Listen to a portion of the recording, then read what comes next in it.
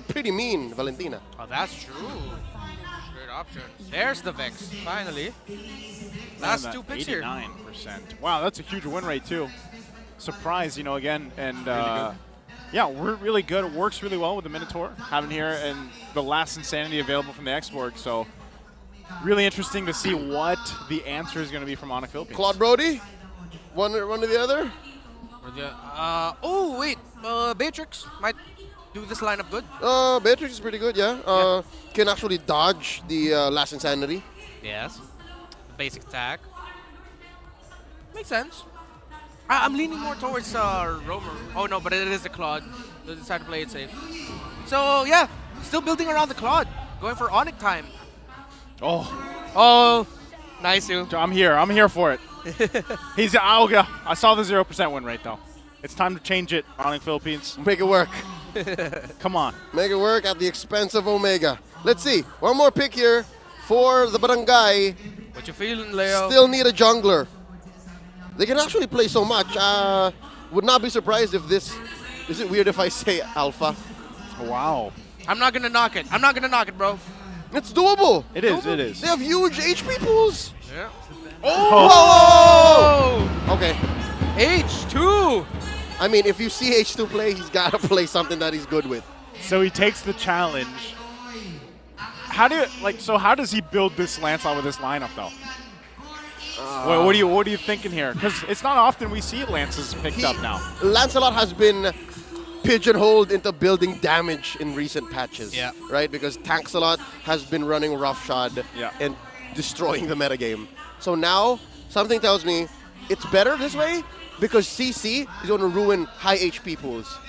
But we've never seen a metagame wherein both CC and Lancelot actually share a hero pool.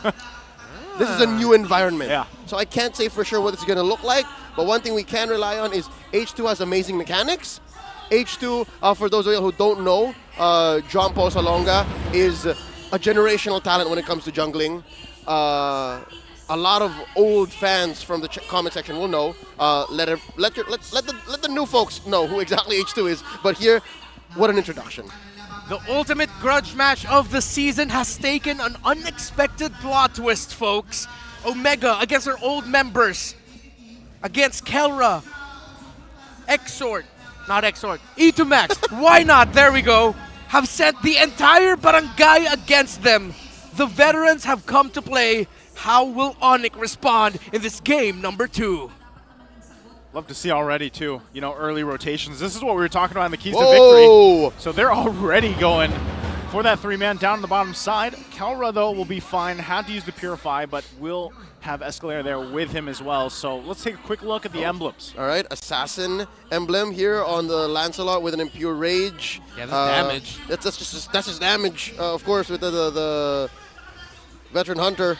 But this fight's continuing. I'm liking how bottom lane, one of the first few moves we see from the OG lineup is aggression. Oh, Lord. Yeah, he's going to take a lot of damage. H2O falls under that tier 2. So King Kong able to go ahead and get that first blood. That felt like a crash, a collapse in priorities coming from Omega, because the Minotaur, at most cases, should be with the Lancelot here. Yep. Up against a Baxia, up against an Angela. I guess he's just overloaded. Again, I was going to say, I'm happy that one of their first few moves was actually to pressure Kelra, and that's something that any team that's against Kelra should be doing, and that's what Onic did. They faked it down bottom and said, look, you can take down the gold standard. Oh, wait. Nope. Pressure elsewhere.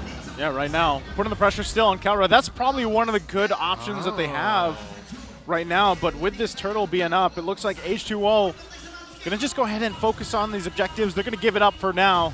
They still might try to put some pressure here on Kelra, but right now it might just be, let's get the buff, give up that turtle. We want to build up from here. This is a move that Onic PH should be very, very familiar with. This is exactly what they did in Game 1. They traded out huge objectives like the turtle for these smaller ones across the map. But now suddenly you have to consider, is Omega ready for that? Because now they have to switch up. Now they have to say, you know what, Big J, you have to find that snap. King Kong with a steal himself. Okay, now I understand. Even though it's as if Omega gets now that, yeah, the jungle might not always be the best for H2, but our goal here is to really just stop Kelra, delay Onic time as much as possible. We're seeing it in the playstyle of Jome, Fighter Emblem carry. He wants to go fast up against his Claude, win gold lane immediately.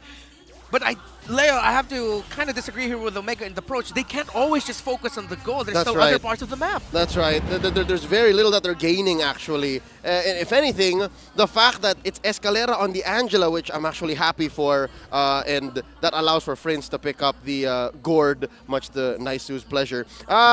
It allows for Onic to actually send Escalera elsewhere and keep Kelra safe, even if Omega forces the issue here. Even if Omega says, you know what, we're going to keep going, 500 gold in, and now H2's in trouble again. Oh, H2 in trouble again.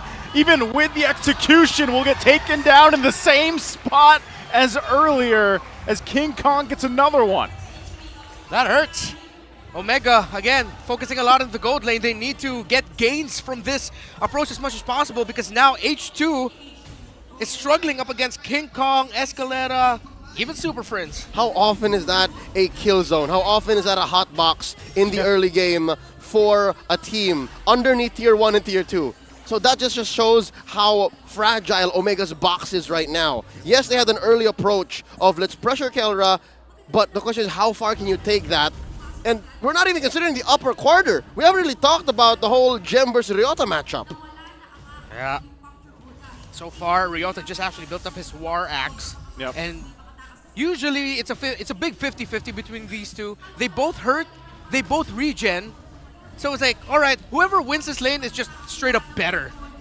And with that, better or not, this is going to be another objective in the hands here of Onic Philippines. And that makes me wonder, right? When I was asking this in the draft, you see Baxia picked up first, you still go the route of picking the Lancelot into it, right? So now, not only that matchup is a little bit tougher, especially having an Angela in the hands of Escalera here, but now you're kind of a little bit behind. I mean, you see it there, right? And he's struggling to get in these objectives. So in order for something to really change here, Smart Omega has to find a pickoff, a kill, at least to keep things close together before they get to those Lord fights. Oh, this is what we were talking about earlier. The last time H2 played, Season 11. Oh, bottom side, Rebo gonna be in trouble, flickers out. We'll be able to survive, one hit away. Now Jome trying to help him, keeping it down. Kelra, though. Okay, they gotta respect the damage. Meanwhile in the mid lane, once again, H2O, he's probably having flashbacks of that side of the turret right now. Yeah. Again, it's a glass house here that Omega's playing with. There's very little they're putting on the board to actually assert dominance and say, you shall not pass. This ride is only open for people of this height. No, it doesn't work like that. Onic can actually just go wherever they want. And I'm thinking of a solution now. Earlier we were asking, how can Omega leverage this? And how can they make sure that they get into a position wherein they're actually threatening anything from Onic? Because so far, they've taken nothing. 6 minutes in, it's actually Onic who's actually lived inside Omega's base, rather Omega's jungle. Yeah, well, one thing I want to see Omega try is if they spot an opportunity to even just like use their abilities to take down two, just go for it, and then just back off. Of course, find the right timing, not too soon before an objective, things like that. But they can't just try to look for a picture-perfect setup as King Kong invades. Hard guard are we going to be used? They're going to go ahead and try to get this purple buff. Fury comes down. There's the gush, forcing Rebo back. H2O goes in. Super Friends still going to be alive, though, but they have nowhere to run as they get continuously stunned under the Tier 1, forced out of there.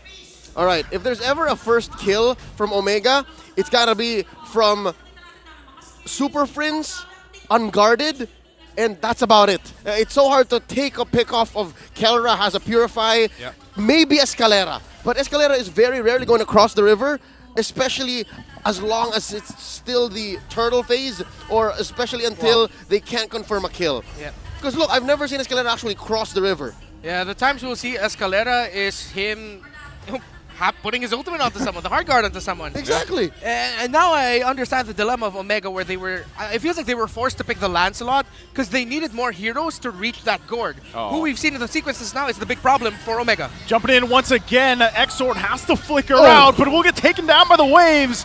EG comes down, the Eternal Guard there to help him in the front side, but it's not going to be enough. Kelra, though, did fall off camera to H2O, able to find a kill there in that mid lane. so far, Omega's still solving a problem that they had faced at the 3 or 4 minute mark. And Onic are looking forward here to this Lord coming in a minute and a half.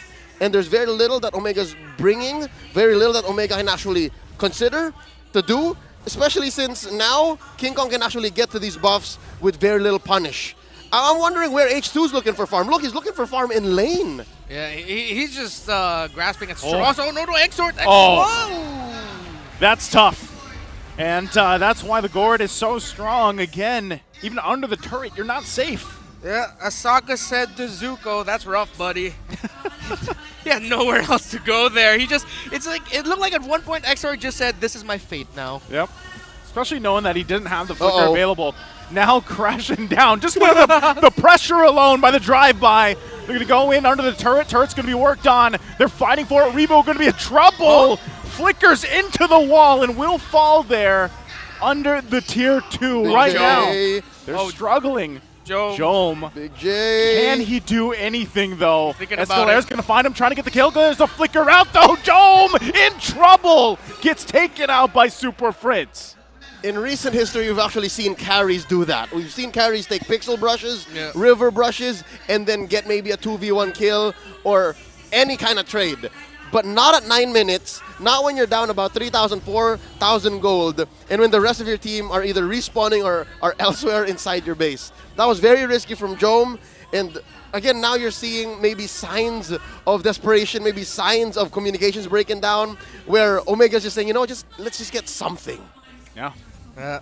Onic now still in control, and I can see them continuing this unless there's a big error coming from their side. Because Omega, they do not have the greatest punish power in the world. You see them, Ryota struggling already. Armor already taken out. Again, they're just going to leave Kalra there to work on the Lord. Keeping Omega at bay the best they can till the Lord's ready for taking. King Kong goes in, gets it secured. And now Onic Philippines, a massive lead ahead. Keller just picked up the corrosion site there, now has a Trinity. So he's barreling on miles ahead from Jome. Checking out that Gourd here, sitting at 205.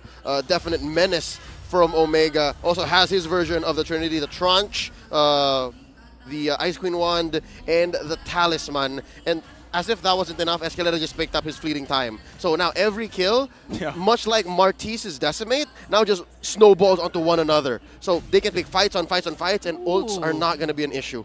Wait, so the third item the Keller built was the Corrosion Scythe? Correct. That's what you just mentioned? That's the interesting. last item he built. Okay, I get it. It's because he's up against a fighter carry in that lineup of Omega. He went DHS first, Yep.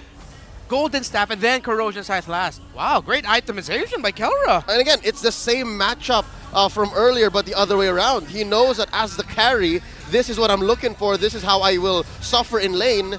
And he put that into this Claude build. Super First making it look easy, Naisu. Yep. This is one of the strengths. Oh!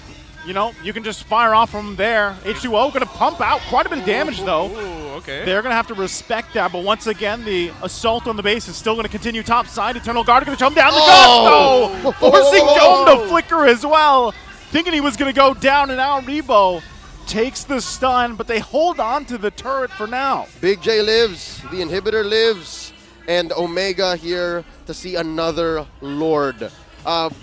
Coming in about 80 seconds, I don't think they're in any position to contest, but at least they can breathe and, you know, sigh some bit of relief knowing that, hey, we still have our turrets, we can still kind of punish. The punish is not impossible. It's not a 0% chance. Ooh. Something that I want to point out here that as we look at the Infinix hand cam, folks, King Kong has been really timing that shield unity whenever H2 comes in to get a moment to stun H2 before he can Phantom Execution away.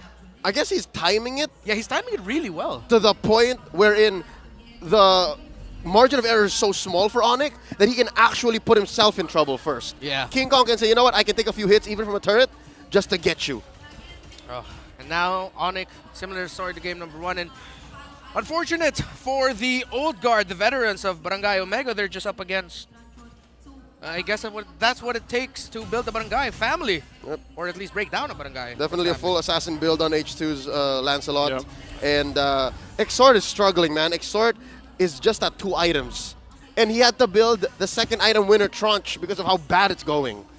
Yeah, which is crazy, again, knowing how strong this Vexana pick has been so far, you know, even in other regions, and it's contested for a reason. But right now, with this Lord coming up here, Smart Omega, despite being down the 9,000, nearly the 9,000 gold, they want to be very careful on how they approach this part of the map. It might be better if they just go back. They got to get retreat. the call. Gem going.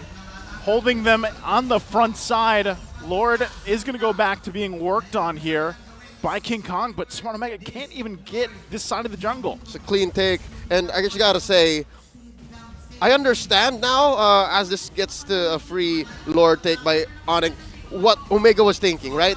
It's enough peel between Rebo's Minotaur and Exort's EG, Yep. but it's a very, very dangerous way to assume that, hey, we're gonna get that moment, to get that big Minotaur, Minoan Fury, and the EG timed. It's never happened here. 13 minutes in, it's never happened. Yeah, I also really want to commend Onic for picking up the last pick Gord.